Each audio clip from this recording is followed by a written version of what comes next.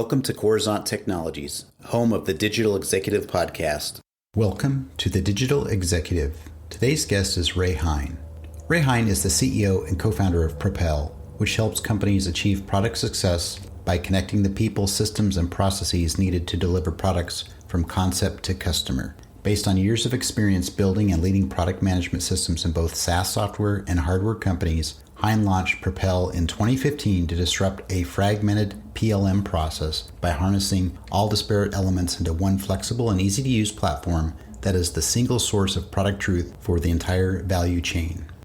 Well, good afternoon, Ray. Welcome to the show. Hey, Brian. How are you? Awesome. I appreciate you jumping on. This is exciting, getting this scheduled and having another awesome guest on the show to talk about your story, your company, and what you're doing to make the world a better place. So let's just jump into the questions here, Ray. You've got quite the career in engineering, product management, and now the founder and CEO at Propel. Could you share with our audience the secret to your career growth and what inspires you?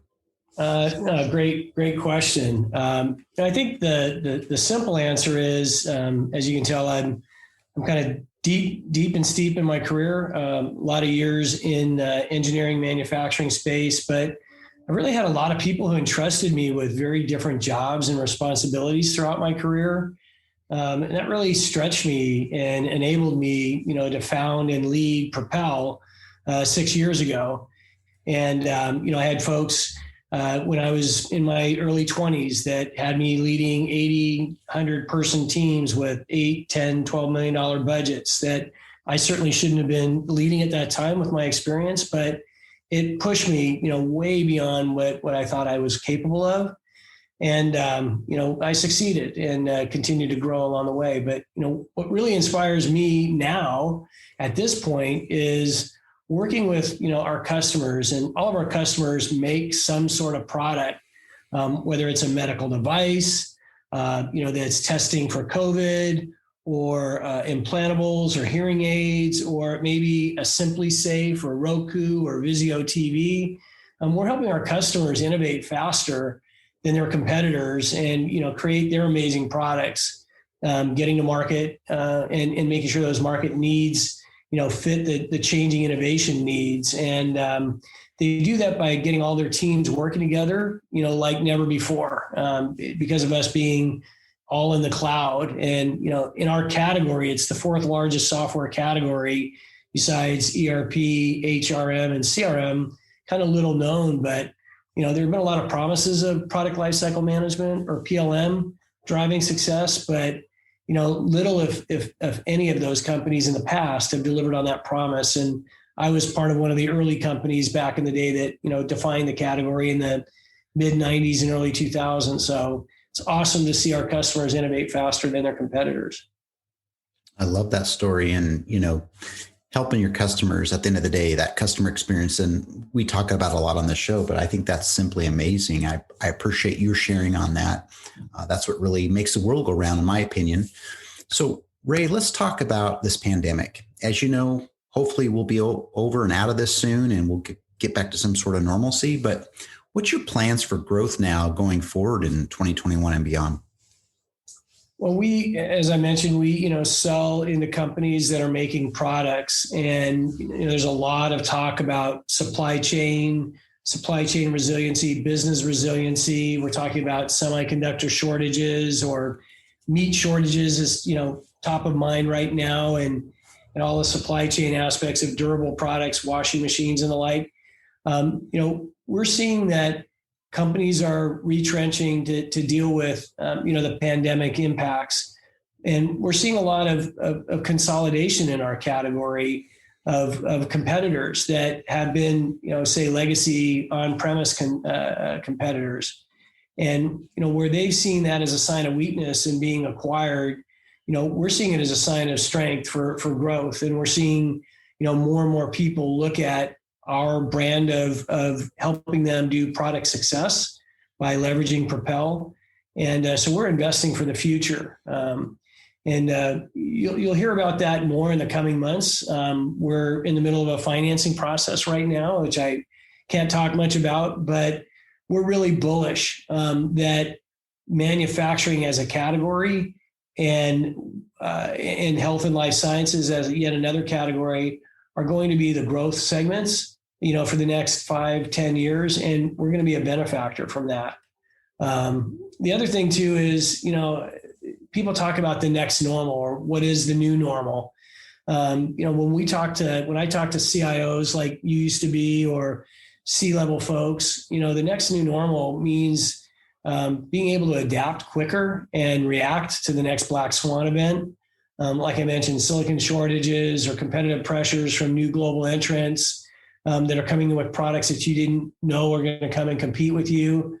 The only way to be ready is to apply new technologies, to help replace some of the fragile legacy applications, and especially in our category that might have been implemented, 10 to 20 years ago when business models were different and the needs were, under different circumstances. Absolutely. And we're seeing a lot of that, especially coming out of the pandemic.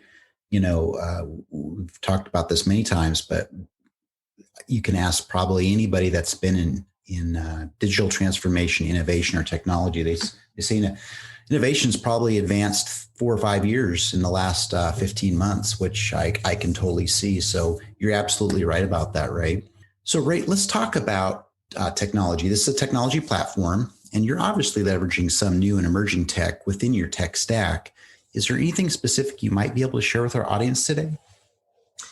Yeah, you talk about, driving fast innovation and compression of innovation. We are a cloud-based native enterprise business software application. We call ourselves, a product success platform, or that we really help people think about product 360. And we've chosen to build our application on the Salesforce technology platform.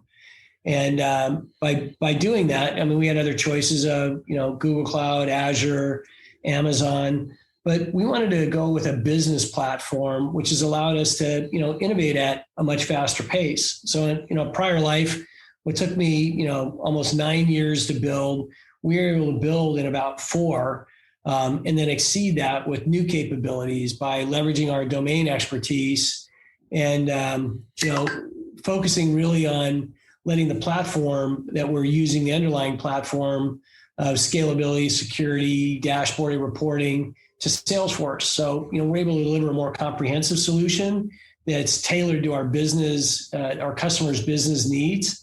And we give them a much more unified experience in UI that's much more modern than they've ever seen.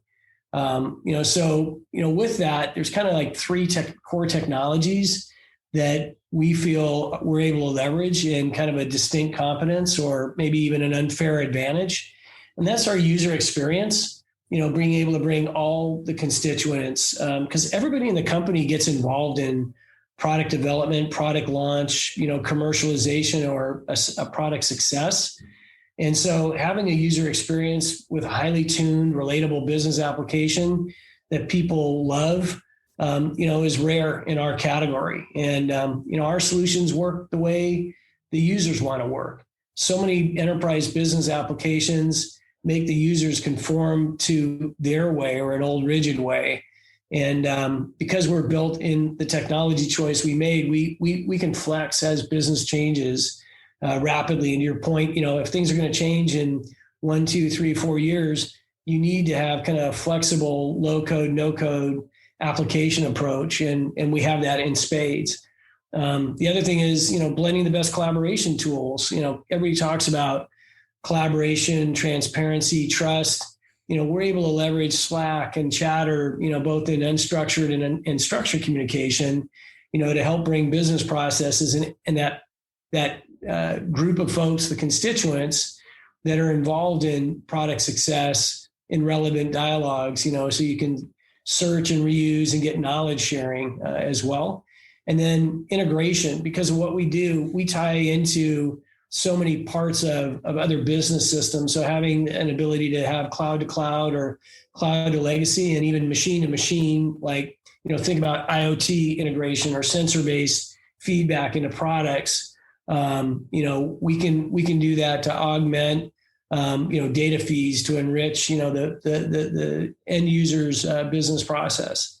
And then lastly, we're really bringing actionable product insights to light via reporting and analytics, and we're just now embarking on some ML and some other areas where we see product intelligence as a capability that will be continue to expand on in the next coming months and coming years, and doing something that our competitors aren't doing today. I love that. Is you're getting after it with the technology, the innovation. You're experimenting. You're trying to again push us forward. It's almost like this race. We have a space race now to Mars, as you know. We've already got 50,000 people that want to sign up and go to Mars. And, it's a scary thought, but you're kind of doing that right now is you're really bringing out the big guns, the technology to help your customers out. And that's really exciting. So Ray, I appreciate you sharing that. And Ray, last question. Can you share something from your career experience that might be helpful for those looking to grow their career in tech or entrepreneurship? Yeah, it kind of goes back to, my early roots where I had people believing and trusting in me, which I kind of started the conversation here with you. But I think the biggest thing is find your purpose and find what you're passionate about. I'm passionate about innovation and helping people bring new products to market. And I'm kind of a product geek.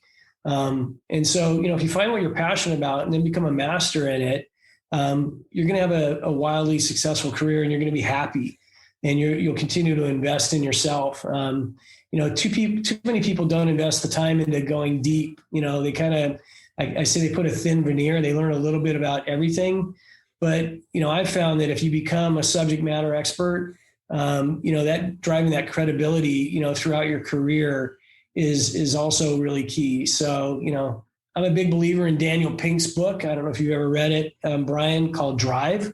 Yep. I love it. It's one of my go-to reads for everybody that I meet. But it helps define what truly motivates people. And he talks about three things: autonomy, purpose, and mastery as being drivers that people can thrive under. And I've been, again, fortunate to have leaders who help me find and guide me through kind of all three principles. And I feel like Propel has a purpose. We're helping people propel innovation and propel their businesses. And everybody at a culture here as our propeller heads, as we affectionately call people that work at Propel. Mm-hmm. We drive this methodology or this culture of autonomy, purpose, and mastery there. And boy, I'll tell you, when you're living your life with everybody remote and you're running it through Zoom meetings, having that common purpose and people focused on being masters, it's helped us through COVID. And we've got a great team. We've got better customers today, and I think it's served me well individually, and I think it's helped serve the company and also the propeller heads, the employees of Propel. I think we've got a great culture. So for me, find your passion, find a great team, have fun along the way, and you'll be wildly successful. That's awesome. And very much aligns with many of the same sentiments that many of the other guests have had on the show. So you're absolutely right. And we do appreciate the share on that. So Ray, it was a pleasure having you on today, and I look forward to speaking with you real soon. Sounds great. Hey, Brian, thanks so much. I appreciate the time. Bye for now.